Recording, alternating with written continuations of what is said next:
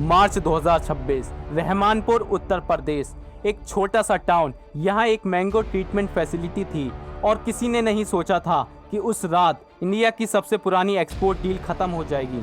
Japan की inspection team अंदर जाती है, मशीन्स देखती है, प्रोसेस देखती है, हर एक स्टेप नोट करती है और जो वो देखती है वो उन्हें पसंद नहीं आता।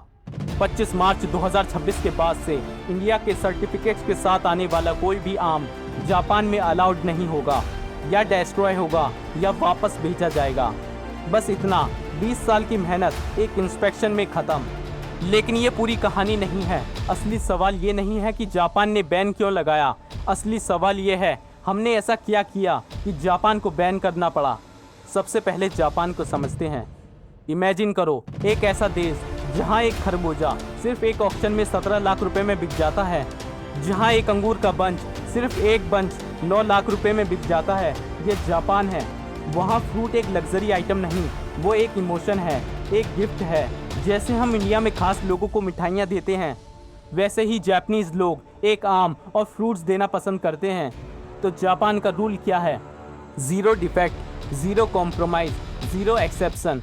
इसीलिए 2006 में इंडिया और जापान के बीच एक स्पेशल एग्रीमेंट होता है।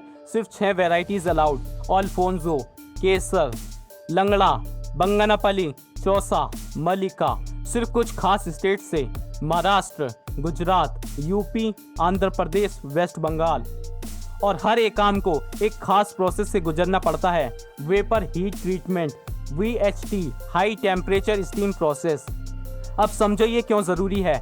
फ्रूट फ्लाई, जिसे हम आमतौर पर इग्नोर करते हैं, जापान में एक बायोलॉजिकल ट्रीट है। वहाँ ये स्पीसीज एग्जिस्ट नहीं करती। अगर एक भी इन्फेक्टेड आम जापान पहुँचा तो वो फ्लाई वहाँ की पूरी एग्रीकल्चर इकोसिस्टम को तबाह कर सकती है।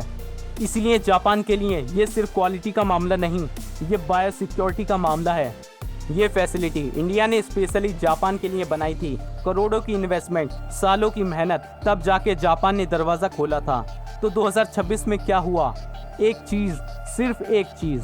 फ्यूमिगेशन में गैप्स थे, डिसइंफेक्शन प्रोसीजर सही से फॉलो नहीं हो रहे थे। जापान ने क्लियरली कहा आम में कोई कीड़ा नहीं था, आम बिल्कुल सही था। और जापान के लिए बस इतना ही काफ़ी था। सोचो दोस्तों, आम सही, किसान सही, लेकिन एक प्रोसेस में लापरवाही, एक स्टेप में चूक और पूरा एक्सपोर्ट बंद। लेकिन एक चीज़ है जो मैंने आपको अभी तक नहीं बताई, जो इस पूरी कहानी को बदल देती है। ये पहली बार नहीं था। 1986 में जापान ने इंडिया का आम बैन किया था और वो बैन 20 साल तक चला, पूरे 20 साल।